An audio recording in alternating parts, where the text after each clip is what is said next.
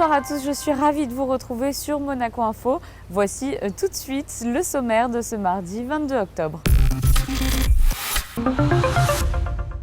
Comment agir au quotidien pour réduire notre impact sur l'environnement? Nous vous proposerons des initiatives de particuliers engagés présentées lors des rencontres de la transition énergétique. Le Téléthon 2019 aura lieu les 7 et 8 décembre. Nouveauté cette année à Monaco, le village se déplacera à l'intérieur de l'auditorium Régnier 3 pour notamment ne pas être dépendant des caprices de la météo. Et en fin d'édition, nous retrouverons notre Focus Info consacré à un moment familial et convivial très attendu ici en Principauté, la foire attraction sur le port Hercule. Nous vous présenterons les attractions de cette édition 2019. Au ministère d'État, Marie-Pierre Gramaglia et les équipes de la mission pour la transition énergétique ont organisé de nouvelles rencontres afin de mettre en avant les actions très concrètes de plusieurs personnes, des actions qui permettent d'agir en faveur de l'environnement. Sandrine Nègre. Mobilité, tri des déchets, énergie des bâtiments. Ces dernières années, les gestes individuels et collectifs au service de la planète se multiplient. Plusieurs exemples peuvent être cités car ils soulignent l'engagement de salariés et de résidents. Le but de l'association, c'est vraiment de promouvoir ce mode de déplacement, qui est en respect avec les actions d'aujourd'hui, limitation du CO2 dans l'atmosphère, et aussi une hygiène de vie. Ça peut faire peur au début, en termes de sécurité déjà dans un premier temps, prendre la route face au trafic qu'on connaît tous entre Nice, Monaco, même Menton-Monaco. Après, nous, on crée des bulles à vélo, un petit peu, je ne sais pas si c'est le bon terme, mais une fois par mois, on se rejoint tous au même endroit et on part tous ensemble, donc ça permet de rassurer les débutants. Nous, on est assez expérimentés sur ce domaine-là, donc on les accompagne dans ce trajet-là. Et à la suite, pour les récompenser, entre guillemets, on se prend un petit café et un croissant à l'arrivée, donc tout le monde est content. Et le soir, pareil, on se récupère et on roule tous ensemble.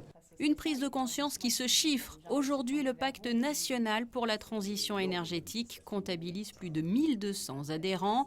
Des adhérents qui, comme l'ensemble de la population, peuvent profiter de plusieurs infrastructures mises en place par la direction de l'aménagement urbain.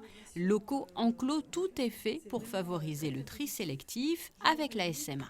Je fais comme tout le monde, le tri sélectif, l'économie sur l'électricité, emploi de LED, éteindre quand on n'est pas là, consommation d'eau réduite, etc. Voilà. Comme tout bon citoyen, j'ai demandé au syndic de pouvoir afficher l'adhésion au pacte dans les ascenseurs. Comme ça, c'est plus visible et à force de le voir tous les jours, il y a peut-être des gens qui vont finalement se dire on va quand même adhérer. C'est une bonne chose. Voilà. Smart Plus est arrivé au bon moment. Donc Smart Plus est arrivé en 2017 et c'est vrai qu'à partir de 2017, on commençait un petit peu à ralentir au niveau consommation. On a fait de gros efforts pendant 6 ans et en 2017, quand est arrivé Smart Plus, ça nous a vachement aidé. Donc on a fait tourner le pilote pendant environ 11 mois et là, ça nous a vraiment rassurés. Surtout parce que ça nous a permis de trouver exactement les équipements les plus énergivores. Donc en cuisine, dans les piscines, donc la partie locotechnique, bien sûr, les pompes et les réchauffeurs. Et grâce à ça, on a pu signer un contrat de performance énergétique avec la Sogette. Le Monte-Carlo Bay qui figure d'ailleurs sur la liste des établissements sur lesquels ont été installés des panneaux solaires. C'est l'un des plus beaux exemples d'élan populaire et de solidarité. Le Téléthon 2019 approche à grands pas. Comme chaque année, les organisateurs et bénévoles du Téléthon Monaco se sont réunis à la maison des associations pour préparer l'événement. Frédéric Elian. La thérapie génique n'est plus un rêve, elle est devenue réalité. Le Téléthon 2019 célèbre cette révolution médicale avec un slogan « Téléthon, multiplions les victoires ». Aux États-Unis, une petite fille atteinte de SMA est guérie grâce à un traitement élaboré par le laboratoire Généton qui fonctionne grâce aux dons du Téléthon. Une révolution qui arrive en France et présentée à la Maison des Associations jeudi dernier à l'occasion de la soirée de lancement du Téléthon Monaco 2019. Comme chaque année, tous les bénévoles et organisateurs de la grande famille du Téléthon Monaco ont répondu présents. Un téléthon qui sera très différent de ceux des autres années puisqu'il se déroulera à l'auditorium cette année, puisque c'est le nouvel espace qui nous a été gracieusement prêté par le gouvernement monégasque. Voilà, donc le 7 et 8 décembre, auditorium, le Téléthon Monaco. Il y a l'AFM Téléthon qui est une association de familles de malades, donc malades et familles de malades, qui est effectivement une association française au niveau national et qui se décline à l'intérieur de tous les départements à travers des coordinations et avec nos pays amis et nos pays frontaliers principalement, dont Monaco, qui fait quand même un Téléthon très important et dans lequel on est très investi. Moi je suis niçoise et j'ai été accueillie par le Téléthon Monaco. Mon fils a 20 ans, j'ai un fils malade qui a 20 ans. Depuis son premier Téléthon en tant que malade, donc il y a quasiment 18 ans maintenant, on a été conviés. Donc c'est vraiment un Téléthon qui est très dynamique et très important et qui s'inscrit parfaitement dans toute la dynamique nationale. Pour faire avancer la recherche, poursuivre cette révolution médicale et que chaque malade puisse avoir un traitement, de nombreuses associations monégasques se mobiliseront, comme chaque année avec différentes activités, avec un seul credo, ensemble multiplions les victoires. Prenons de la hauteur pour honorer la mémoire d'un héros de la résistance, le révérend Donald Curry Kaski. Une plaque commémorative a été dévoilée au fort de la Revère à Èze, une initiative de l'association monégasque pour le devoir de mémoire. Je vous propose d'écouter son président Pierre Brière. Ce révérend écossais était une personne assez formidable, comme beaucoup d'hommes de religion d'ailleurs. Il était sur Marseille et il aidait à faire des faux papiers à des gens et à ce qu'ils puissent regagner l'Angleterre. Il a fait ça très très régulièrement puisqu'on totalise pratiquement 2000 personnes qu'il a aidé fortement à regagner la Grande-Bretagne. Ensuite, allant être arrêté par la Gestapo, il est venu à Èze et il a participé à nouveau à une évasion pour que les évadés, les aviateurs qui étaient retenus au fort de la Revère puissent regagner également l'Angleterre. Cette idée est venue de deux Ézasques, d'une dame qui s'appelle Ginette Dalléré, qui habite à Èze, qui en a parlé à une de nos membres du devoir de mémoire, Jackie Bernbenmazi, qui nous a raconté cette histoire. Nous avons fait des recherches historiques et nous sommes allés voir monsieur le maire pour lui expliquer ça. Il a tout de suite embrayé et la cérémonie à laquelle vous avez assisté a pu avoir lieu. Passons à l'actualité en bref et en images. La Hongrie au cœur du dernier rendez-vous du Monaco Economic Board. Deux temps forts ont rythmé cet événement qui a eu lieu en présence notamment de l'ambassadeur de Hongrie en France et à Monaco, M. Karolyi. L'occasion de découvrir les spécificités économiques, touristiques et gastronomiques de ce pays d'Europe centrale. Cette conférence aura été suivie par une soirée en l'honneur de la fête nationale de la Hongrie célébrée le 23 octobre. La principauté s'engage contre le gaspillage de couvertures. La mairie de Monaco, en collaboration avec l'association Monaco Développement Durable, vient d'organiser une collecte à l'espace Léo Ferré. De nombreux dons ont été réalisés à l'approche de l'hiver. Les couvertures, plaids, couettes et sacs de couchage récupérés ont été remis à deux associations monégasques, Semeurs d'Espoir et les Anges Gardiens de Monaco.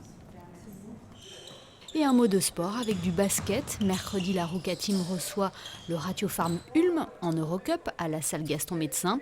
L'AS Monaco Basket compte actuellement 2 victoires et 1 défaite dans cette compétition. Les Allemands, eux, n'ont toujours pas remporté de rencontre en Eurocup. La saison dernière, la Ruka Team s'était imposée à 2 reprises en saison régulière face à Ulm. Rendez-vous donc mercredi à 18h45 à la salle Gaston Médecin.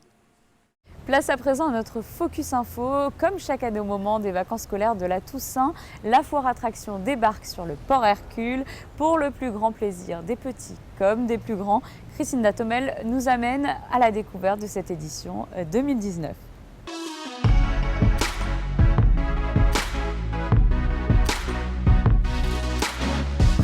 Bonjour et bienvenue à la foire d'attractions. Elle vient enfin d'ouvrir ses portes sur le port Hercule pour le plaisir des petits comme des grands. Elle les refermera le 19 novembre prochain. Alors sans plus tarder, je vous emmène tout de suite découvrir les nouvelles attractions de cette édition. Enfin, si j'arrive à sortir du Palais des Glaces. Ce qui n'est pas gagné. C'est le paradis des enfants et le rendez-vous des gourmands. Chaque année au mois d'octobre, dès que le froid commence à se faire sentir et que le ciel devient capricieux, nous nous consolons avec l'arrivée des forains sur le port Hercule. Entre les délicieuses senteurs de barbe à papa, de gaufres ou de soca, les lumières des attractions embellissent notre quotidien. Et vous allez le voir, cette année, la foire affiche un nouveau visage. Une nouvelle édition et qui est quand même marquée par le fait que l'on ait récupéré la totalité du quai cette année.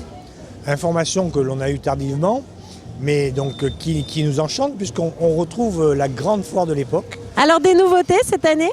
Oui, on a quelques nouveautés. On a notamment le retour d'anciens, donc le toboggan, le Stargate, une sorte de grosse centrifugeuse. On a la chenille Indiana Express, donc on a pas mal de retours d'anciens. Et on a quelques nouveautés. On a le VR 9. Ça, c'est une espèce d'œuf 3D à l'intérieur de laquelle on voit des choses assez sympas. On a une maison des horreurs. On a un surf aussi. C'est assez sympa. Donc la foire cette année, elle devrait être pas mal. Comme vous le savez, un incident malheureux, et nous sommes tout à fait solidaires par rapport à la ville qui reçoit les forains et bien entendu aux victimes, a eu lieu récemment, donc nous sommes bien entendu extrêmement précautionneux. Nous le sommes à chaque fois bien entendu, puisque nous avons, on en parlait l'autre jour, la commission de sécurité qui passe donc avant l'ouverture de la foire, une société de vérification, c'est Socotec de mémoire, qui intervient aussi pour vérifier les agréments des manèges. Et de plus, nous sélectionnons, chaque fois que nous renouvelons des attractions et des manèges, les manèges du plus haut niveau d'agrément. Voilà, donc ce sont des précautions que nous prenons chaque année pour avoir le niveau de sécurité maximal au niveau de cette foire de Monaco. Maintenant, partons à la découverte de ces attractions qui nous promettent des sensations fortes. Mourir de peur ou de rire, ce sera à vous de choisir. C'est la centrifugeuse. On change, ça change la gravité. Ça change, comme c'est la Terre, on est comme ça, juste que ça change, on est resté collé sur le mur. Une fois que ça va tourner à 70 à l'heure, vous restez scotché sur le mur. Après, une fois que vous êtes scotché, vous faites les positions, vous bougez, vous faites n'importe quoi. Jusqu'à la fin, c'est tout. Alors c'est à partir de quel âge ? C'est la taille qui est à 10 cm. On est à 7 ans, 5 ans.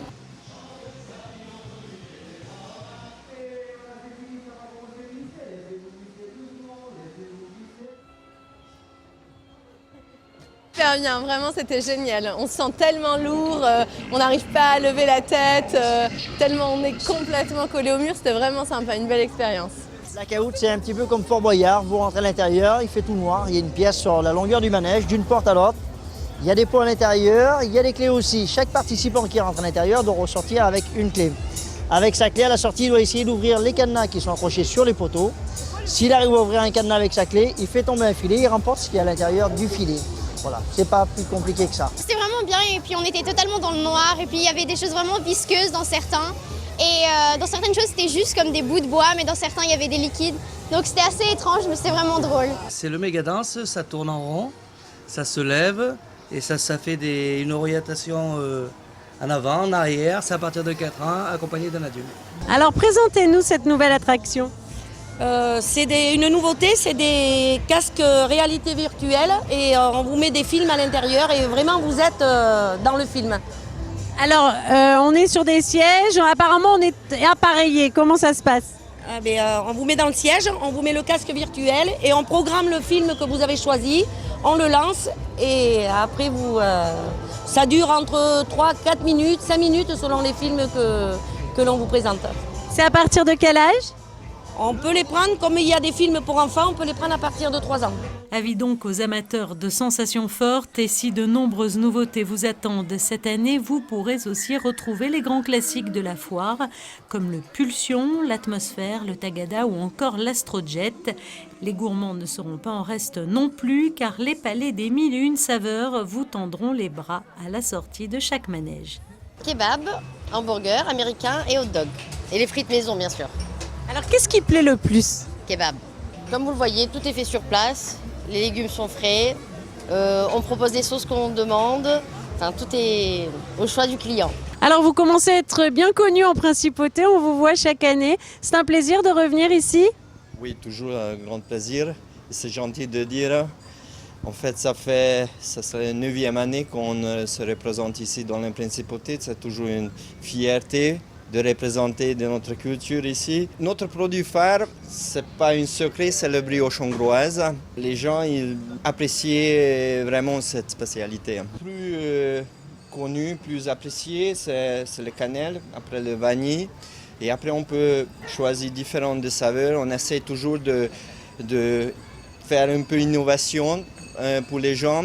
Donc chocolat de beige, de pistache avec supplémentaire Nutella, noix de coco avec le Nutella, avec aux amandes grillées, parce qu'on a fait griller dans le four et après on peut tartiner avec le Nutella. C'est pour les enfants, ça passe bien, donc c'est toujours bien. Au revoir, merci. C'est ainsi que se referme ce Focus Info avec mon nouvel ami. J'espère qu'il vous a plu. Il ne vous reste plus qu'à venir découvrir par vous-même cette nouvelle édition de la foire d'attractions sur le port Hercule. À très bientôt. Et voici pour l'actualité de la Principauté, un tour des prévisions météo à présent. Après une matinée ensoleillée, le ciel de la Principauté se couvrira en milieu de journée. Une légère brise soufflera. Les températures seront comprises entre 18 et 21 degrés. Averses et orages sont attendus jeudi, ce qui fera baisser le thermomètre de quelques degrés. Une dégradation qui sera de courte durée car le retour des éclaircies est annoncé pour vendredi. Le mercure sera en hausse. Le soleil régnera en maître ce week-end. Si les températures seront agréables en journée, attention au mercure en matinée qui sera plus frais que les jours précédents. Et enfin, le début de semaine sera plus nuageux, une tendance à confirmer cependant. C'est la fin de ce journal. Merci de nous avoir suivis. Je vous souhaite à tous une excellente soirée sur Monaco Info.